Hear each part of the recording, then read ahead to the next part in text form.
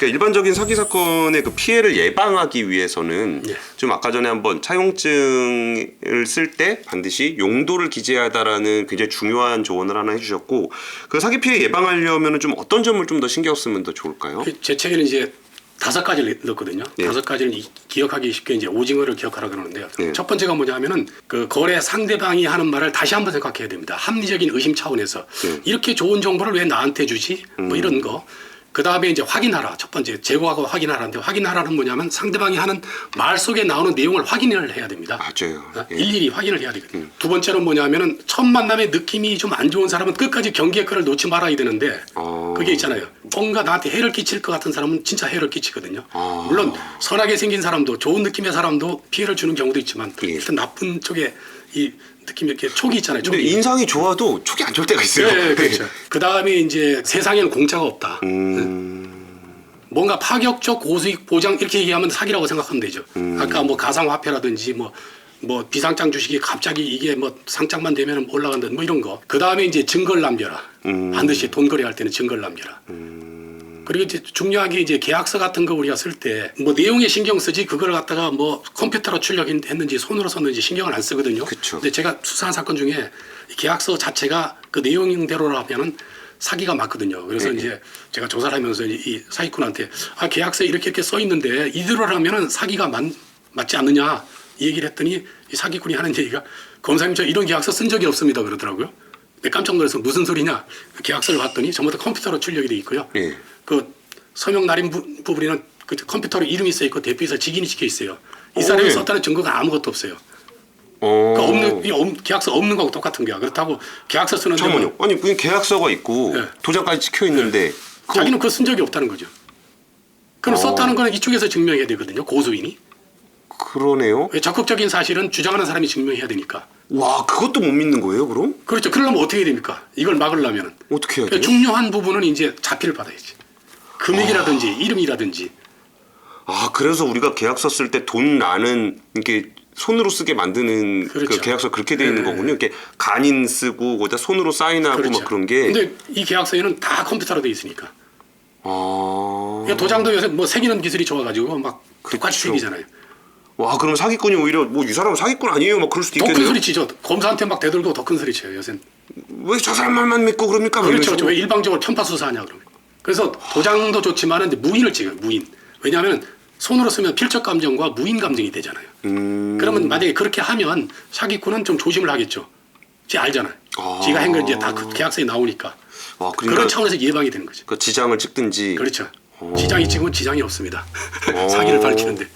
야, 이게 도장보다 더 유의미할 수도 그렇죠. 있겠네요. 물론 저희 같이 이제 기자 일을 하거나 이렇게 뭔가 세상을 의심스러운 시각으로 보는 사람들은 모든 것에 대한 리스크를 이제 챙기다 보면 아무런 투자를 못 하고 월급쟁이로 그렇죠. 그냥 살아가는 경우가 좀 많긴 하지만 최소한 이제 사기 피해를 방지하기 위해서는 이런 내용들이 좀 반드시 필요하고, 이 증거를 남겨라라는 말이 어떻게 보면은 굉장히 좀 상투적인 말로 들리기는 하는데, 지금 말씀은 내가 이 사람과 이 일을 했다라는 것에 대한 증거를 어떤 식으로든 그렇죠. 남겨야 된다는 거죠. 이게 뭐 하다못해 진짜 같이 뭐 셀카라도 한 장 찍죠. 좋죠. 바로 참 말씀 잘하셨네. 계약서를 쓸 상황이 안 되면, 차용증 쓸 상황이 안 되면 예. 카톡 문자를 하든지 진짜 이렇게 촬영을 하면 되거든요. 그리고 중요한 게 내가 상담한 사건인데 예.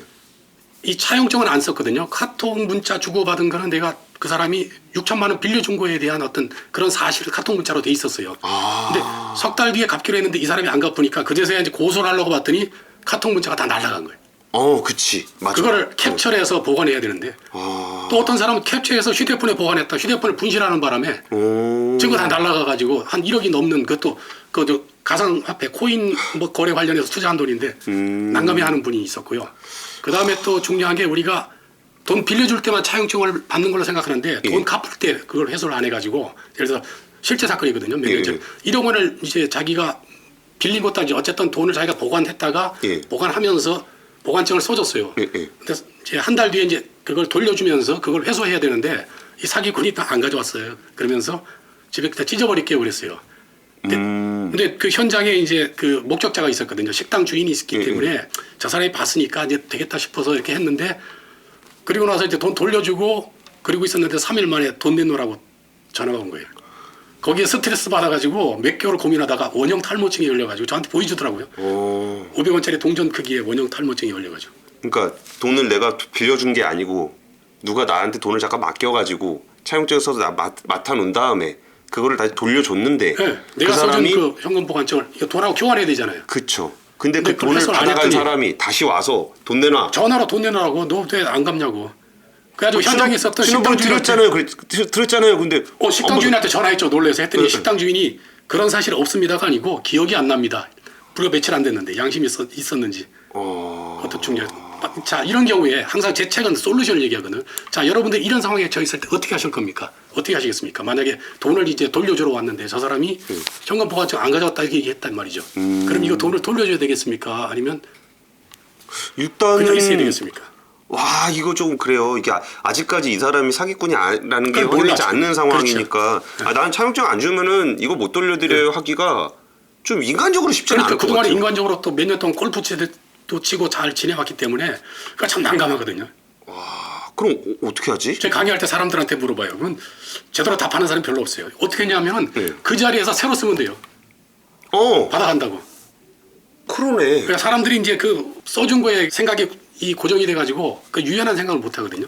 바로 그 자리에서 얘기 듣고 보니까 너무 쉽네. 바로 당연히. 답은 그런 게 있어요. 그러니까 사기 예방이라는 게 아주 쉽거든요. 일상생활에 있는 건데. 그 줬다라는 증거만 있으면 되는 그렇죠, 거지. 뭐 그렇죠. 그게 있어야 되는 건 아니니까. 그렇죠, 그렇죠. 근데 거기에 뭐 A4지에 출력해온 걸 갖고 왔다 이러면 또 이게 안 되는 거고 뭐 그 자리에서 그냥 자필로 그냥 써가지고 그렇죠. 내가 돌려드렸습니다. 우리 같이 그렇죠, 뭐 그렇죠. 사인을 하든 이걸 찍든 하면 되는 거라고요. 의외로 쉬운데요. 재밌죠. 이게 사기 색깔이어서 재밌어요. 그러면은 이게 그렇다 치고 아까 전에 제가 한번 여쭤봤던 것 중에 사기를 당하고 배상을 받으려 그럴 때 또 예. 사기를 당하는 케이스. 있죠. 이거는 어떤 케이스예요? 제가 한 몇 년 전에 수사했던 사건인데요. 예. 그 사건에서는 이제 10억 원을 빌려줬어요. 빌려줬는데 계속 안 주는 거예요. 예. 그래가지고 오늘 줄게 내일 줄게 하다가 11년째 가서 이제 고소하려고 딱 봤더니 사기죄 공소시효가 10년이거든요. 에이. 공소시효 끝났대요. 나를 왜 이렇게 바보같이 세상을 살았냐. 그리고 나서 한 3, 4년 뒤에 이제 사기꾼이 다시 나타났어요. 그러면서 하는 얘기가 이번에 시행 사업은 진짜야. 근데 4억 원이 필요하대요. 이거 빌려주면 앞에 15원까지 합쳐서 갚는다는 거죠. 그래서 며칠 또 고민하다가 또 빌려줬죠. 그 원금 생각나니까. 네, 당연히 안 갚죠. 사기꾼은 바로 이런 사람의 심리. 그거 포기하려니까 얼마나 맞아요. 아깝겠습니까? 어떤 그런 심리를 이용하거든요. 그래서 4억 원을 안 갚아서 결국 이제 4억 원에 대해서 고소를 했더니 경찰에서 조사해서 송치가 됐는데 좀 조사가 미비해서 양쪽을 불러서 대질 조사를 하는데 이 사기꾼이 저한테 뭐라 그러냐면 검사님 저 억울합니다 그러더라고요. 남의 돈 14억을 떼먹은 사람이 뭐가 억울합니까? 그래서 보니까 좀 도주할 우리도 있고 좀 재질이 안 좋아서 구속영장을 청구했더니 도망갔어요. 한 번만 빌리는 게 아니고 돈을 계속 야금야금 계속 이제 이렇게 금액을 올려가거든요. 근데 어느 시점에 이제 돈을 못 받겠다는 그런 느낌이 올 때가 있어요. 그러면 그때 과감하게 이제 손절을 해야 되는데 그게 생각만큼 쉽지가 않지만 어쨌든 그걸 우리 조련해요. 주식 10% 빠져도 손절을 그거 못 하는데. 비슷합니다. 야, 근데 진짜로 막 저도 이제 그때 케이스 취재할 때 들어봤던 얘기가 뭐 예를 들어서 뭐 5천만 원을 빌려줬는데 못 받게 됐다. 그러면은 야, 너 내가 막 고발할 거야 막 그 소리 치다가 이제 처음에는 뭐 미안 하다가 갑자기 거기서 하라고 나야 그냥 뭐 깜빡 가서 있으면 되는 거고 너는 5천만 원 날리는 거 아니야. 그럼 내가 야 1,000만 원만 더 주면 내가 잘 해보겠다는데 뭐 싫으면 말어 나 그냥 빨리 갈 거야 이러면 그렇죠. 이게 얘가 빵에 간다고 해서 내가 보상을 받는 게 아니니까. 그렇죠. 피해자는 피해 회복이 목적인데 그죠. 국가에서는 형사처벌로 끝나거든요. 맞아요. 돈을 이제 돌려받으려면 민사소송을 해서 받아야 되거든요. 근데 그게 쉽지가 않지. 사기를 당하면 우리가 조심하는 것도 중요하지만 뭐 어떻게 사기를 당했다. 그러니까 느낌이 왔어요. 이제 당했다. 그 뭐 사기꾼이 나 이제 돈 안 갚고 갈게요라고 연락해주지는 않을 거니까 그렇죠. 거의 이제 느낌으로 사기를 당한 것 같다라고 느낄 텐데 사기를 당했다라고 느끼면 그 다음에는 뭘 해야 돼요? 당했다고 느끼면 일단 내가 고소를 했을 때 내 주장이 받아들여질 수 있는 일단 증거가 지금 어느 정도 되는지 이제 생각을 해야죠. 첫 번째 증거. 왜냐하면 재판이라고 하는 건 증거 싸움이거든요. 예. 그래서 증거가 없다 그러면 지금이라도 사기꾼한테 뭐 문자를 보내든지 전화를 하든지 내가 돈을 빌려줬으면 빌려줬다고 하는 증거.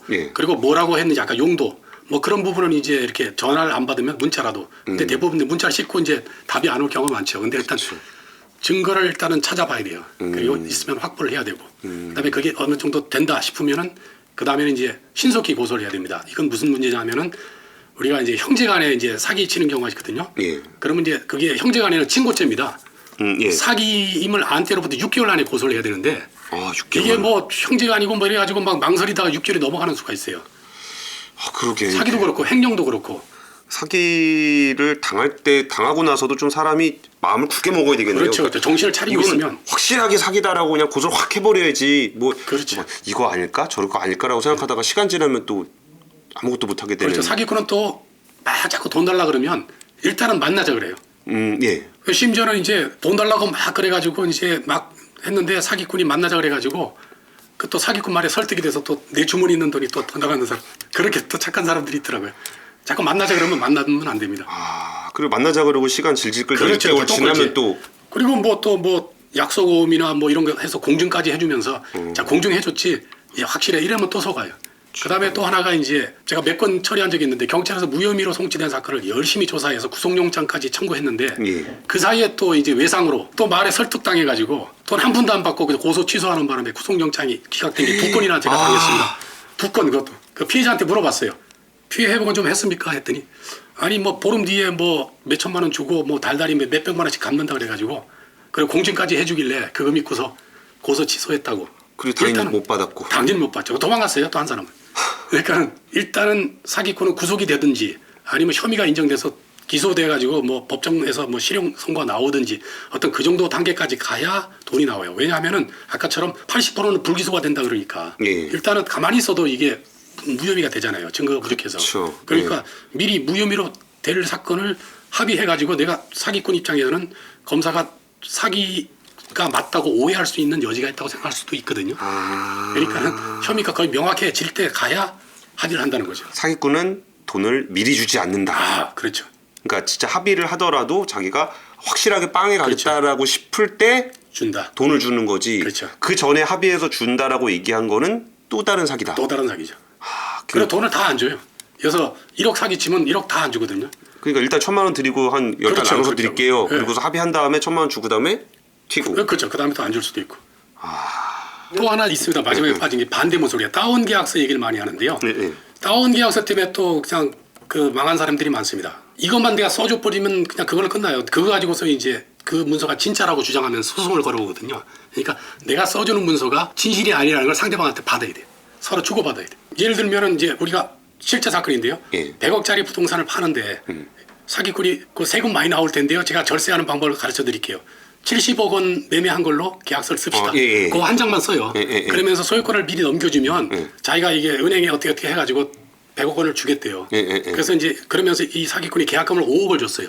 아, 5억 원을 받고 등기를 먼저 넘겨줬더니 이것도 상당히 위험한 거죠. 가지고 또 장난치는 사기꾼이 있으니까. 근데 어쨌든 등기를 넘겨가서 은행에서 한 110억인가 대출을 받았어요. 예. 그러면 나머지 95억 원을 줘야 되는데 65억 원만 주는 거예요. 무슨 소리냐? 70억 원이다. 우리 매매 계약한 게. 이 사람은 말이 안 되는 얘기잖아요. 그래가지고 고소를 했는데 경찰에서 또 몇 달 뭐 조사하다가 이렇게 송치가 됐는데 다행히 그 당사자 간에 대화한 게 녹취된 게 있어가지고 거기에 이렇게 뭐 녹취록을 보니까 100억 원 매매 계약이 전제하에 얘기가 전개된 게 있더라고요. 그래서 100억이 맞다. 그래서 기소를 했거든요. 그래서 이 경우에 만약에 이 사람이 100억짜리 계약서를 쓰든지 예. 아니면 70억짜리는 다운 계약서라는 걸 상대방한테 받았다면 이렇게 고생할 이유가 없잖아요. 근데 실제 사건이 많아요. 이게 저거잖아요. 자기가 다운 계약서를 쓴 것에 대한 증거가 남으면 자중해서 자기가 뭐 세금 추징이라든지 불이익을 받을까봐 안 남기려고 하는 건데, 그러니까 솔직히 조금 껄쩍지근한 일을 하시는 분들도 이면 계약서라도 반드시 남겨놓으셔야 된다. 그렇죠. 오히려 더 사기꾼 입장에서는 사기치기가 좋을 수도 있을 것 같아요. 아니, 근데 너도 잘못한 거 아니야? 너 이거 고발해봐야 너 탈세로 들어가. 그렇죠. 뭐 이런 식으로 협박할 수도 근데 있는 거니까. 계약서가 아니고 상대방한테 70억짜리는 다운 계약서고 실제는 매매 계약이 100억이다. 이런 그냥 문서만 받아도 되죠. 계약서가 아니라도. 사기꾼은 처음에 칠 때부터 만약에 잡혀서 내가 이거를 뭐라고 설명할 것인지에 대한 시나리오를 대충 다 가지고 있죠. 있잖아요. 네. 사기 사건 수사는 재밌는 게임이라고 그랬잖아요. 제가 사기 고소 사건이 어떻게 진행되냐면 일단 이제 사기 당한 사람은 뭐 몇 년을 고민하던 어쨌든 고민해서 이제 고소장을 쓰잖아요. 예. 써서 접수하면 이제 뭐 이렇게 수사기관에서 부르죠. 고소인 이제 피해 내용을 이제 정리를 해야 되니까 사기가 맞는지 일단은 조사를 하고 그다음에 상대방을 불러서 또 조사를 하죠. 그리고 사기꾼은 당연히 아니라고 거짓말 하겠죠. 그러면 양쪽에서 대질 조사를 해요. 그렇게 해서 이제 경찰에 송치가 되는데 저는 이제 항상 사기 사건은 양쪽 불러서 조사를 해요. 재미있는 게임이니까. 그리고 당신들이 가지고 있는 증거 다 꺼내라. 그리고 이제 고소인 보고 어떻게 사기를 당했습니까? 이렇게 당했다. 그러면 증거 있느냐? 이러이러한 증거가 있습니다. 그러면 이제 사기꾼한테 이렇게 당했다는데 맞냐? 맞다. 아니다. 그러면 아니면 왜 아니냐? 그러면 또 증거를 내고 서로 막 반박을 하죠. 막 하다가 혐의가 안 밝혀지면 또 다행히 또 어떤 목격자라든지 참고인이 있으면 참고인을 불러서 또 같이 앉혀놓고 재미있게 놀다 보면 실체가 나오죠. 근데 항상 이게 경찰에서 송치된 기록은 이 문서라고 하는 건 한계가 있잖아요. 그렇죠. 아무리 내가 열심히 보더라도 이해할 수 있는 게 한계가 있거든요. 근데 당사자들을 직접 불러서 얘기를 들으면 기록에 안 나오는 얘기들이 많이 있거든요. 그리고 중요한 부분이 빠져 있어요. 그래서 그 맥을 잡을 수가 있는. 그러면은 그 두 사람의 얘기를 저도 이제 취재하다 보면 그런 경우가 있는데 동일한 사건인데 이 사람의 기억과 이 사람의 기억이 아예 다른 경우가 있고 예, 그런 경우도 있죠. 아니면 한 경우에 이 사람이 정말 거짓말을 하는 경우도 있는데 예. 이 경우가 구분이 잘 안 돼요. 맞습니다. 그러면 이분들 얘기를 계속 듣다 보면은 좀 이렇게 감이 와요? 실제 그렇죠. 특히 이제 사기꾼 같은 경우는 그 사기꾼한테 언제 그 피해자한테 예. 1,000만 원 가져갔습니까? 이렇게 물어보면 가져갔다 안 가져갔다 이렇게 하고 뭐 이렇게 설명하면 되는데 예. 아예 그 사람 만난 얘기부터 한 10분이나 15분 동안 막 장황하게 자기 페이스로 가요. 그러면 내가 정신을 안 차리고 또 말을 얼마나 잘하는지 내가 질문을 까먹는다니까요. 맞아. 사기꾼도 그렇고 어떤 경우는 이제 피해자라고 주장하는 사람도 예. 원래 그냥 아예 사기가 아니고 민사 사건이거든요. 근데 그런 그걸 경우 포장을 많아. 해서 예. 아주 포장을 해가지고 무효가 안 될 정도로 이렇게 좀 과대 포장 어느 정도 해가지고 얘기를 하기 때문에 자꾸 이제 묻는 말에 바로 답을 안 하고 자꾸 자기 페이스대로 막 얘기를 끌고 가려고 하는 사람들 그리고 즉답을 안 하고 자꾸 빙빙 돌리는 사람 있죠.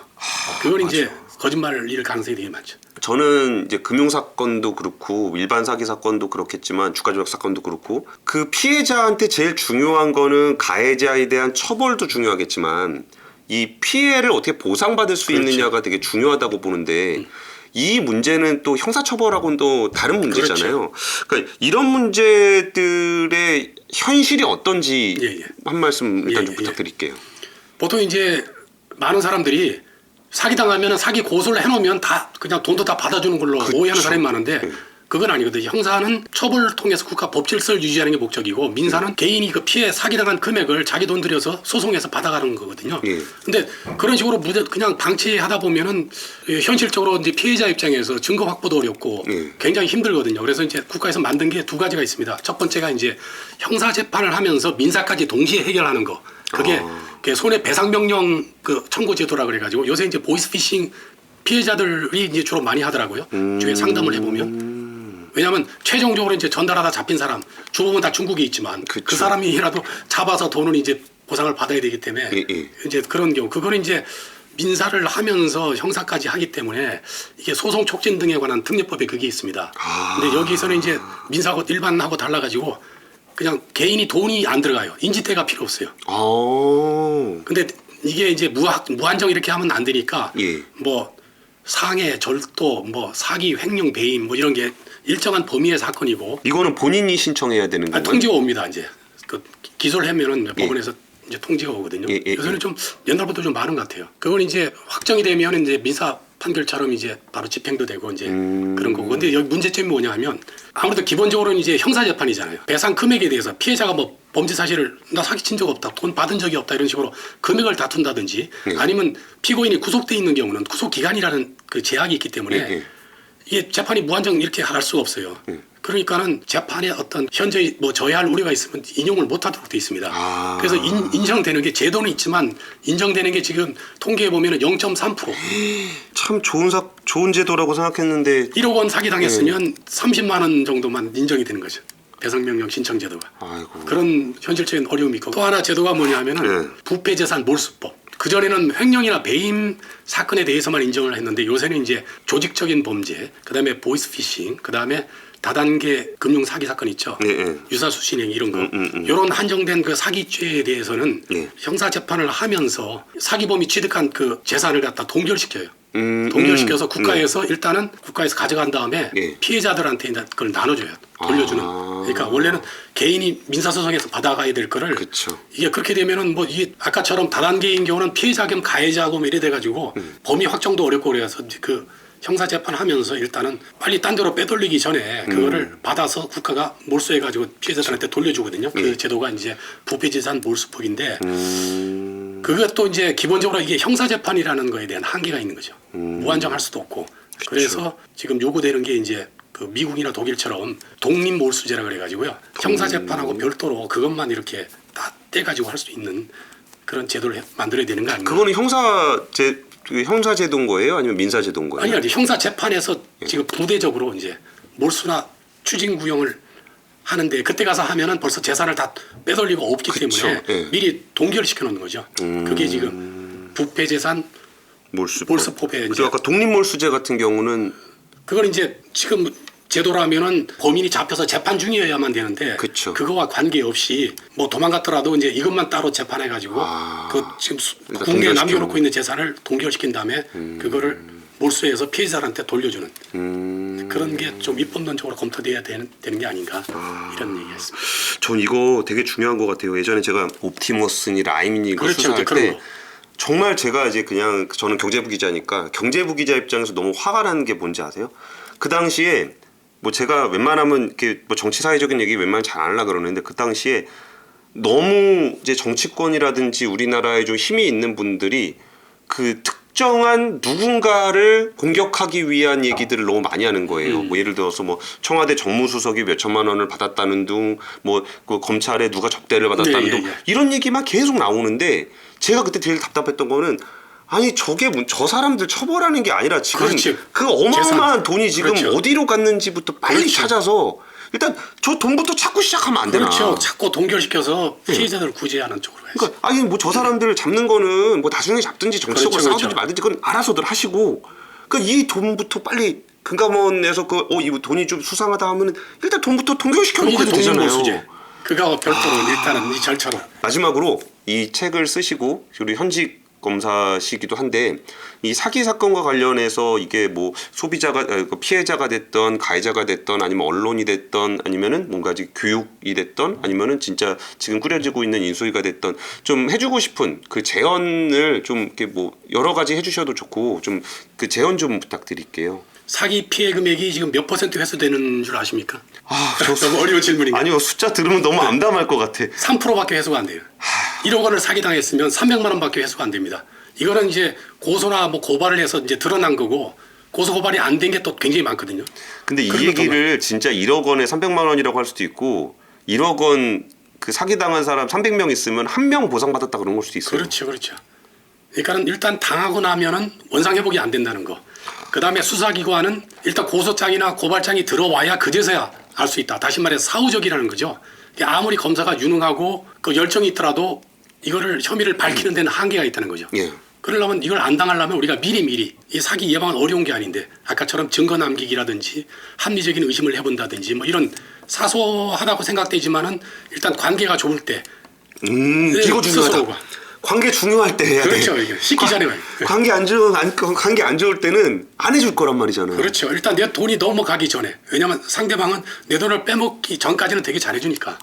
그걸 확보해 놓으면은 그게 튼튼한. 그리고 어떤 문서라도 남겨놨다고 사기꾼이 생각되면은 어떤 짓을 좀 덜 하게 되죠. 증거를 남기는 그리고 합리적인 의심을 해보는 생활을 해야 되겠다 이런 얘기를 하고 싶습니다. 전 문득 드는 생각이 사기 예방 솔루션 저 책 이거를 진짜 뭐 모든 사람들이 읽게 할 수 없다면은 최소한 압축본이라도 우리나라 정규교육 과정에 넣어야 되는 것 같아요.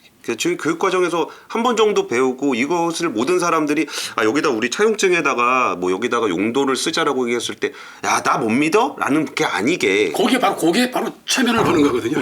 그냥 너무 자연스럽게 이런 거래 행위가 너무나 모든 사람의 그렇죠. 민사적인 거래에서 일상화될 수 있게 그렇죠. 사회적인 분위기가 예. 돈 거래하고 그 인간관계는 따로 하는 게 사회적인 분위기다 그러면은 사기꾼 입장에서는 이제 그런 소리 못 하죠. 그러니까 그러니까 진짜 사람들이 좀 인식을 좀 바꿀 필요가 있습니다. 오늘 그 임청훈 부장검사님과 함께 사기 예방에 대한 얘기를 해봤는데 정말 사기라는 거는 인간의 욕심이 됐던 약한 마음이 됐던 언제든지 우리가 피해자가 될 수도 있고 그리고 이 피해를 복원하는 과정에서 사기꾼의 사기의 가해자가 될 수 있다는 측면에서 정말 조심해야 되는 것 같아요. 정말 그 현장에서 그 범죄자들을 처벌하시고 이제 수사를 하시는 걸로도 바쁘실 텐데 그 경험을 바탕으로 해서 정말 국민들이 사기를 예방할 수 있는 이런 책 내주신 것에 대해서 정말 공직자로서 되게 훌륭한 일을 하셨다고 생각이 좀 듭니다. 같습니다.